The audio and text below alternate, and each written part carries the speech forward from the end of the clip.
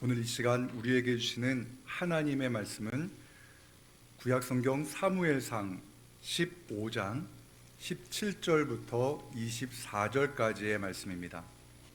사무엘이 이르되 왕이 스스로 작게 여길 그때에 이스라엘 지파의 머리가 되지 아니하셨나이까?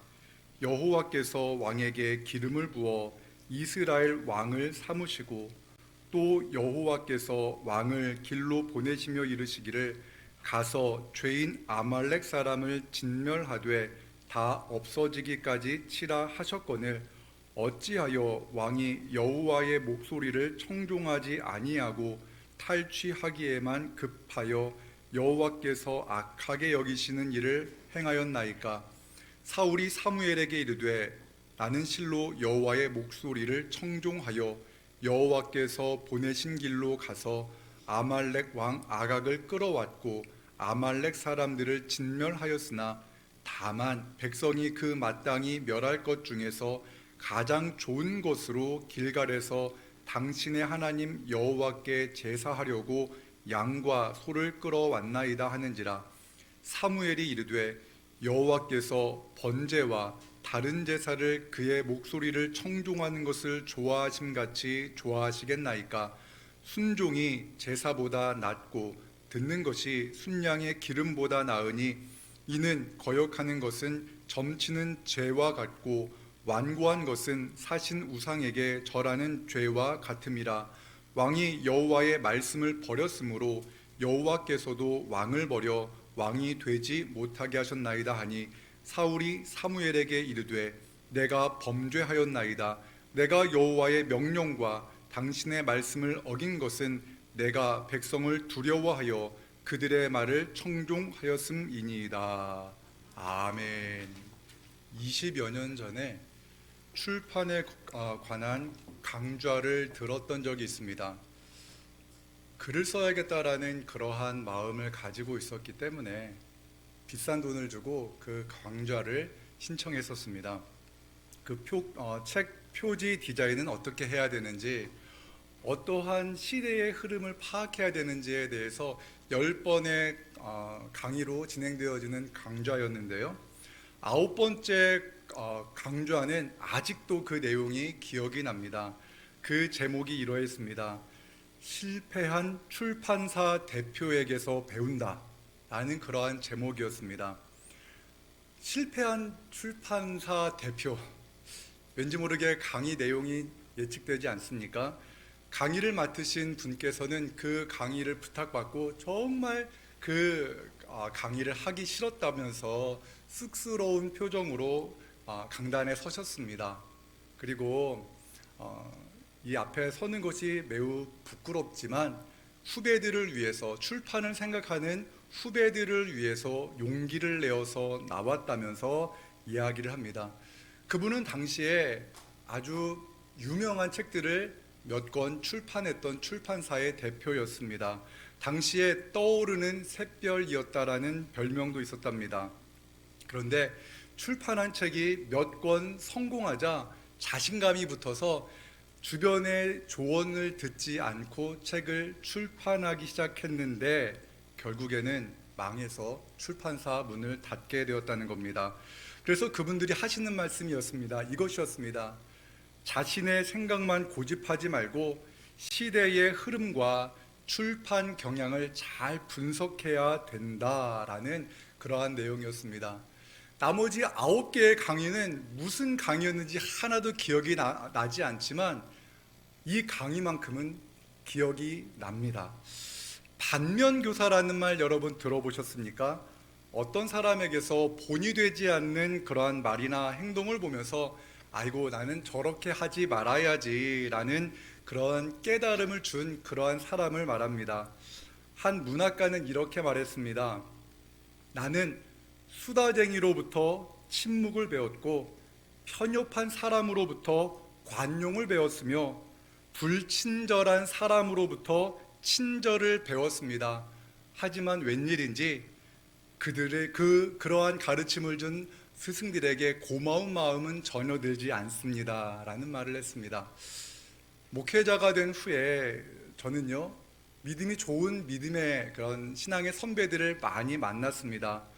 그분들의 모습을 보며 나도 이렇게 목회를 해야지라는 그러한 마음을 갖기도 했습니다. 그런데 제게 더 큰 영향을 주신 분이 계십니다. 그것은 바로 저렇게 하면 안 되는구나 라는 그러한 목회를 하셨던 분들이었습니다. 그 중에는 이런 분이 계셨습니다. 한국에서 내노라는 설교가였습니다. 너무나 탁월하게 설교를 잘하시는 분이라는 평가를 받는 분이었습니다. 그런데 그분이 강단에서 내려오면 너무나 무섭습니다. 냉정합니다. 곁을 주지 않습니다. 말로 사람들에게 상처를 줍니다. 그래서 강단에서 그분과 교제하고 난 다음에는 그분의 설교가 들리지 않는다라는 이야기를 들었습니다. 그렇구나. 강단에서 아무리 훌륭하고 멋진 설교를 한다 하더라도 강단 아래에서의 삶이 아름답지 못하면 강단 위에서 선포되어지는 아무리 아름다운 말도 들리지 않는구나라는 것을 깨닫게 되었습니다. 그래서 설교를 하는 것도 물론 제가 설교를 잘한다는 말은 아닙니다. 설교를 강단에서 하는 것 못지않게, 그것을 준비하는 것 못지않게 강단 아래에서의 나의 말과 또한 나의 행동이 강단 위에서 설교하는 건 못지않게 중요하다는 것을 마음 깊이 새기게 되었습니다. 오늘 설교의 제목이요, 실패의 현장에서 배우는 예배입니다. 2023년 우리 진지동교회 표어가 무엇입니까? 하나님이 찾으시는 예배하는 교회입니다. 그래서 예배를 배우는데 예배에 실패한 그 모습을 보면서 이러면 안 되는구나 라는 것을 통해서 우리가 예배가 무엇인지를 함께 나누고자 합니다. 오늘 본문의 말씀에는요, 사울이라는 사람이 나옵니다. 그 사울은요, 이스라엘 백성들의 초미의 관심사였던 왕, 이스라엘의 첫 왕, 그 왕이었습니다. 이스라엘 백성들은 하나님께 기도했습니다. 사무엘에게 부탁했습니다. 우리에게도 왕을 세워주십시오. 다른 나라처럼 우리에게도 왕이 필요합니다. 왕을 세워서 우리로 하여금 그가 군대를 이끌고 우리를 위해서 전쟁을 치르게 하소서라며 왕을 세워달라고 이렇게 부탁을 했습니다. 하나님은 이스라엘 백성들의 요구를 들으셔서 사무엘을 통해서 사울을 왕으로 세웠습니다. 사울은 준수했습니다. 또한 키도 컸습니다. 당시에 비교할 만한 사람이 없었다라는 표현을 쓸 정도였습니다. 그런데요, 그 사울이 왕으로 세워진 지 얼마 지나지 않아서 하나님께 버림을 받았습니다. 사무엘은 하나님께 버림받은 사울로 인해서 슬퍼했고 하나님은 그를 이스라엘의 왕으로 세우신 것을 후회했다라고 말씀합니다. 사무엘상 15장 35절의 말씀 함께 같이 읽습니다. 사무엘이 죽는 날까지 사울을 다시 가서 보지 아니하였으니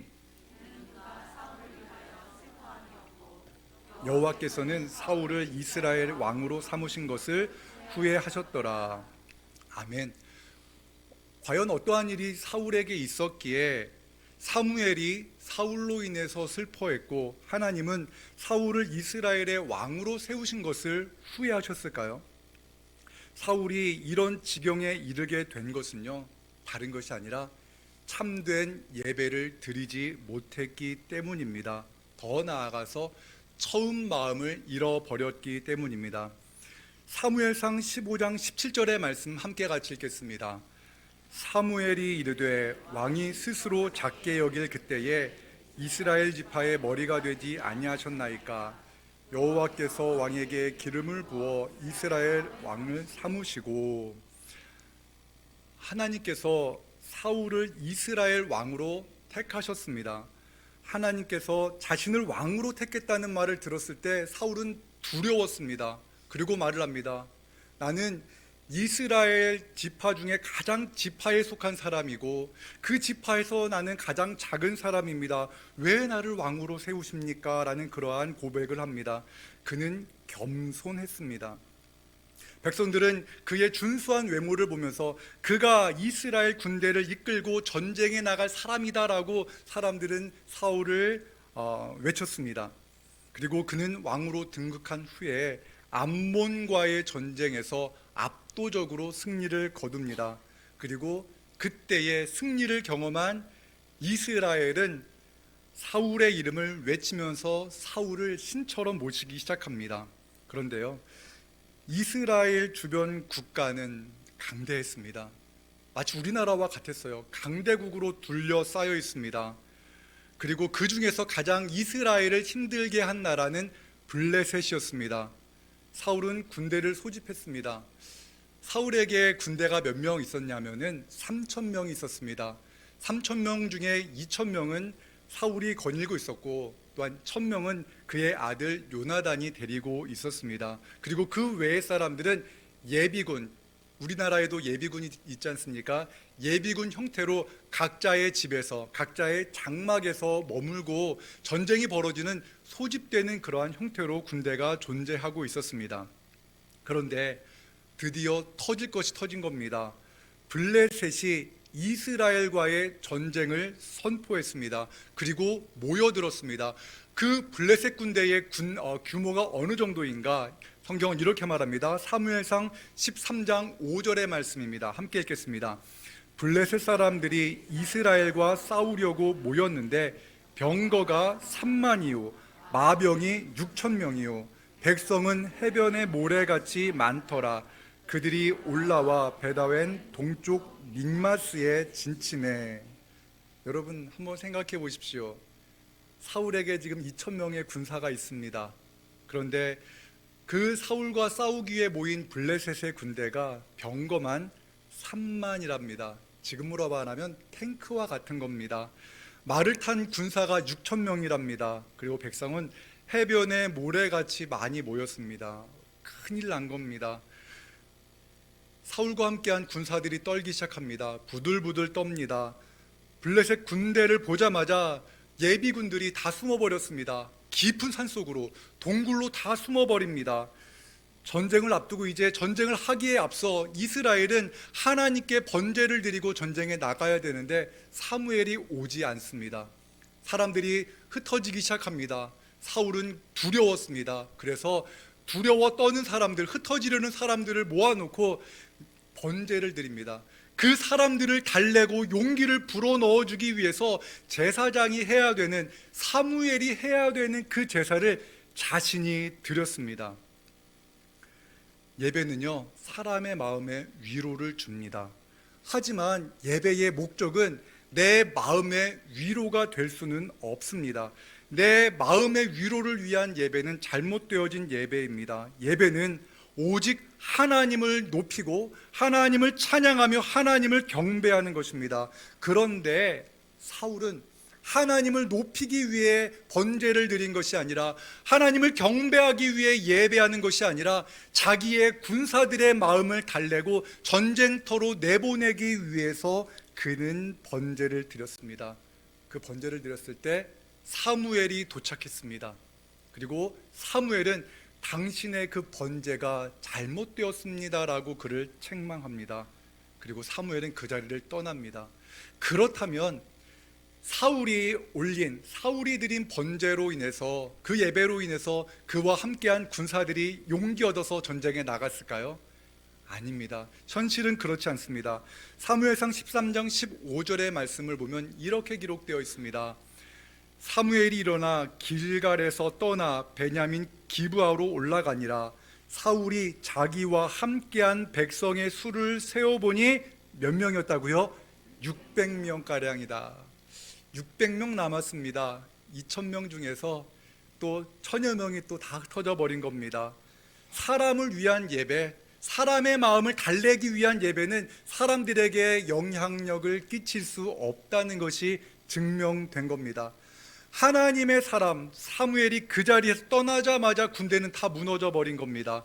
두려움에 사로잡힌 사람들이 도망했습니다. 600명을 가지고 어떻게 그 많은 군대를, 그 블레셋 군대를 상대할 수가 있겠습니까? 전투가 가능하겠습니까? 이제 끝난 겁니다. 그런데요, 하나님의 말씀을 믿는 사람이 이스라엘 백성 중에 있었습니다. 바로 사울의 아들 요나단은 객관적인 전력으로 보면 우리가 분명히 진다. 그러나 우리에게는 하나님이 계시다. 우리에게는 하나님이 있다라는 믿음을 가지고 그는 이렇게 선포합니다. 사무엘상 14장 6절의 말씀을 우리 함께 같이 읽겠습니다. 시작. 요나단이 자기의 무기를 든 소년에게 이르되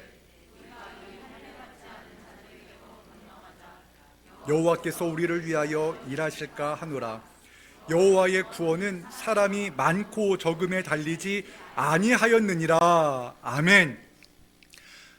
사람의 구원, 여호와의 구원은 사람이 많고 적음에 달리지 아니하였습니다. 이것을 하나님께 올려드리는 이 믿음의 고백이 바로 예배자의 마음이라는 겁니다. 이것이 바로 예배입니다. 믿음을 소유한 한 사람, 요나단의 믿음으로 인하여서 하나님은 은혜를 베푸셨습니다. 하나님의 은혜로 말미암아 바다의 모래처럼 많은 블레셋 군대를 이스라엘이 무찔렀습니다. 사울은 600명의 군사밖에 없었지만 하나님의 은혜로 블레셋 군대를 물리칩니다. 그렇다면요, 이 전투를 통해서 사울이 기억해야 될 것이 무엇입니까? 요나단이 고백했던 것과 마찬가지로 하나님의 구원은 사람의 많고 적음에 달려있지 않다라는 것을 기억하고 그것을 마음판에 새기고 왕의 직무를 감당하면 됩니다. 그런데요, 사울은 그 하나님의 은혜를 기억하지 못했습니다. 그는 여전히 하나님이 아닌 다른 사람을 의지합니다.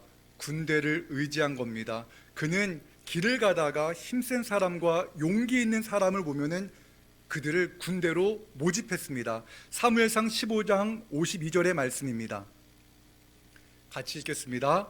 사울이 사는 날 동안에 블레셋 사람과 큰 싸움이 있었으므로 사울이 힘센 사람이나 용감한 사람을 보면 그들을 불러 모았더라. 사울은 블레셋 사람과의 큰 싸움으로 인해 하나님을 의지한 것이 아니라 힘센 사람들만을 의지했습니다. 우리가요, 나의 힘과 나의 능력만을 의지하면은 성공할 수가 없습니다. 승리할 수 없습니다. 왜 그런지 아십니까? 세상에는 반드시 나보다 더 강한 사람이 있기 때문입니다.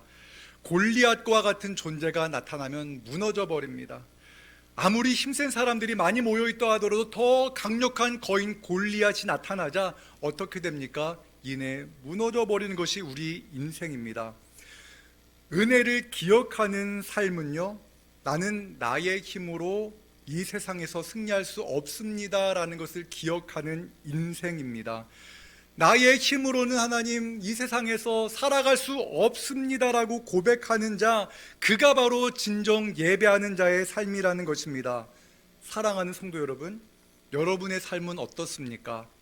날마다 블레셋과 같이 여러분의 힘으로는 감당하기 어려운 그러한 대적들로 인하여 힘겨운 시간을 보내고 계시진 않습니까? 결코 그러한 상황에서 우리 하나님의 은혜, 하나님의 도우심을 기억하는 것이 쉽다라고 말씀드릴 수 없습니다. 그러나 우리가 기억해야 될 것은 이것입니다. 하나님의 구원은 사람의 많고 적음에 달려있지 않다. 하나님의 구원은 나의 능력이 많고 적음에 달려있지 않다라고 고백하는 믿음입니다. 이것을 우리가 함께 날마다 고백하며 하나님, 나의 힘으로는 할 수 없습니다. 나는 하나님을 의지하겠습니다. 고백하는 우리 모두가 되기를 주님의 이름으로 축원합니다. 시편 23편 4절의 말씀이 우리의 고백이 되어야 합니다. 함께 같이 읽겠습니다. 내가 사망의 음침한 골짜기로 다닐지라도 주께서 나와 함께 하심이라. 주의 지팡이와 막대기가 나를 안위하시나이다. 아멘. 하나님의 은혜를 기억하고 살아가는 은혜가 있기를 주님의 이름으로 축원합니다. 하나님의 은혜를 잊어버리면 우리는 인생에서 실패할 수밖에 없습니다. 처음 하나님이 나를 구원하셨을 때를 기억해야 합니다. 하나님께서 나를 구원하셔서 우리는 이렇게 예배하고 있지 않습니까? 하나님의 구원을 잊지 않는 인생, 하나님의 은혜를 기억하는 것이 바로 예배자의 삶이라는 것을 여러분 마음판에 깊이 새기는 은혜가 있기를 주님의 이름으로 축원합니다. 사울이 예배에서 범한 두 번째 실수는 이것입니다. 사울은 하나님을 나의 하나님으로 고백하지 못했다는 겁니다. 그는 사무엘의 하나님으로 고백합니다. 사무엘상 15장 21절의 말씀입니다. 같이 읽겠습니다. 다만 백성이 그 마땅히 멸할 것 중에서 가장 좋은 것으로 길갈에서 당신의 하나님 여호와께 제사하려고 양과 소를 끌어왔나이다 하는지라. 아멘. 사울의 말을 잘 들어보십시오. 사울은 지금 나의 하나님, 아니면 우리의 하나님, 우리 이스라엘의 하나님으로 고백하지 않습니다. 하나님을 사무엘, 당신의 하나님으로 고백합니다. 맞습니다. 하나님은 사무엘의 하나님입니다. 하지만 동시에 사울의 하나님도 되십니다. 하나님은 목사인 저의 하나님도 되시지만 하나님은 우리 모두의 하나님이시라는 것을 기억하시기 바랍니다. 하나님은 사울을 택하셔서 그를 왕으로 세우셨습니다. 그런데 사울은 하나님을 나의 하나님, 나를 이스라엘의 왕으로 세우신 나의 하나님으로 고백하지 못했습니다. 다만 그는 하나님이 기뻐하시는 예배를 생각하지 않은 채 전쟁에 급급하여서 힘세고 용감한 사람들을 불러 모으다 보니 그 힘세고 용감한 사람들의 말에만 귀를 기울였던 것입니다. 그래서 아말렉과의 전쟁을 치르기 전에 하나님께서는 아말렉의 모든 사람들과 모든 짐승들을 다 진멸하라, 다 죽이라는 말씀을 하셨음에도 불구하고 주변 사람들의 말, 왕이여 이렇게 좋은 짐승을 왜 죽입니까? 하나님께 드리고 나머지 짐승은 우리가 가집시다라는 그러한 백성들의 말을 들었던 것입니다. 하나님의 말씀에 온전히 순종하지 않으면 사람들의 말에 움직입니다. 사람들의 말에 흔들릴 수밖에 없습니다. 사무엘은 사울을 책망합니다. 사무엘상 15장 22절의 말씀을 세 번역 성경으로 읽으면 다음과 같습니다. 사무엘이 나무랐다. 주님께서 어느 것을 더 좋아하시겠습니까? 주님의 말씀에 순종하는 것이겠습니까? 아니면 번제나 화목제를 드리는 것이겠습니까? 잘 들으십시오. 순종이 제사보다 낫고 말씀을 따르는 것이 순양의 기름보다 낫습니다. 아멘. 사울은 나의 하나님을 예배하지 못했습니다. 백성들의 말을, 백성들의 눈치를 보았습니다. 백성들을 만족시키려 했습니다. 나의 하나님이 아니라 당신의 하나님을 예배하다 보니 나의 하나님을 제대로 이해하지 못했습니다. 하나님을 나의 하나님으로 고백하지 않으면 하나님이 무엇을 기뻐하는지 우리는 알지 못합니다. 하나님의 말씀에 순종하지 못하면 오직 의무만 남습니다. 하나님의 말씀보다 당장 칼을 들고 자신과 함께한 정쟁터에 나가서 함께 싸울 사람들의 눈치만 보게 되는 것입니다. 내 생각에 사로잡힐 때 우리는 그러한 실수를 범합니다. 제가 저희 아내와 아이들한테 혼날 때가 있습니다. 언젠가 그것은 아내의 입장을 고려하지 않고 자녀들의 입장을 고려하지 않고 내 생각대로 말하고 내 생각대로 행동할 때 혼이 납니다. 왜 그러냐면서, 아빠는 왜 그러냐면서, 당신은 왜 그러냐면서 혼이 납니다. 그래서 혼이 나서 좀 주눅이 들어서 혼자 곰곰이 생각해 보면은 제가 잘못했더라고요. 내 생각만 한 겁니다. 그러면 이 일을 어떻게 해야 됩니까? 회개해야 됩니다. 사과해야 됩니다. 고쳐야 합니다. 제가 저와 결혼 안 해주면 제가 지금까지 혼자 있을지도 모를 텐데 저와 결혼해준 아내를 말을 들어야 됩니다. 이렇게 무능력한 아빠, 좀 부족한 아빠를 그냥 아빠라고 믿고 따르면서 살아가는 아이들의 그 모습, 그 말을 듣지 않으면 안 됩니다. 회개해야 됩니다. 바꾸어야 됩니다. 그런데요, 사울은 그렇게 하지 않았습니다. 이 책망을 들었습니다. 사무엘은 다시 한번 사울을 책망합니다. 그의 잘못이 무엇인지 다시 한번 그렇게 책망합니다. 사무엘상 15장 23절의 말씀입니다. 여호와의 말씀을 거역하는 것은 점쟁이의 속임수와 같고 여호와의 말씀보다 자기의 고집을 내세우는 것은 우상 숭배와 같은 죄악이요. 하나님의 말씀을 거역하는 것은요, 점쟁이의 속임수와 같다는 겁니다. 하나님께 예배하지 않고 자신의 고집과 욕심을 내세우는 것은 우상 숭배와 같다라고 이렇게 책망합니다.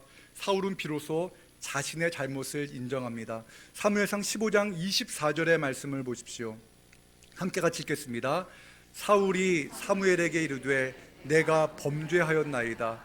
내가 여호와의 명령과 당신의 말씀을 어긴 것은 내가 백성을 두려워하여 그들의 말을 청종하였음이니이다. 아멘. 사울은 백성들을 두려워했습니다. 앞으로 계속 전쟁을 치루어야 되는데 함께 전쟁을 치룰 사람들이 자기가 그들의 말을 듣지 않아서 떠나버리면 어떡할까 두려워서 그들의 말을 들었던 것입니다. 자신의 잘못을 책망하시는 하나님의 음성을 듣자 자신의 두려웠던 마음, 그 속내를 고백합니다.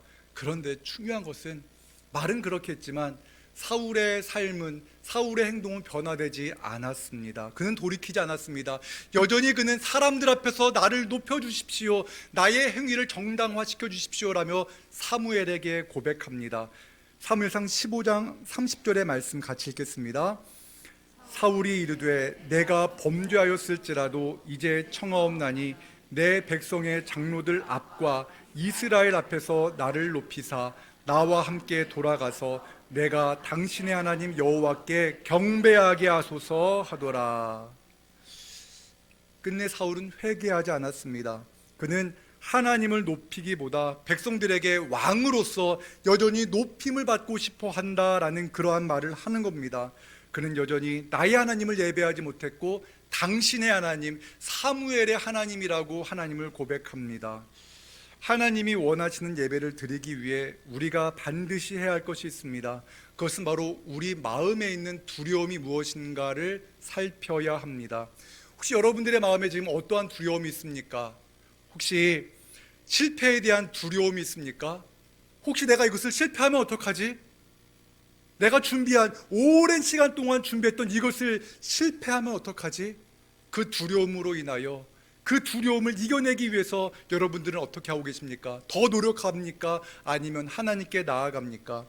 여러분 혹시 사람들에게 부정적인 평가를 받는 것을 두려워해서 사람들에게 더 잘 보이기 위해서 노력하고 있습니까? 아니면 그 두려움을 하나님 앞에 내려놓고 하나님을 예배하고 있습니까?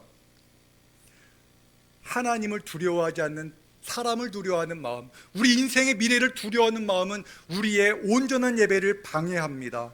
사울이 하나님의 말씀을 듣기보다 사람들의 말에 귀를 더 기울였던 것처럼 우리를 두렵게 만드는 그 무언가의 마음을 빼앗기면 우리는 진정한 예배를 드릴 수가 없습니다.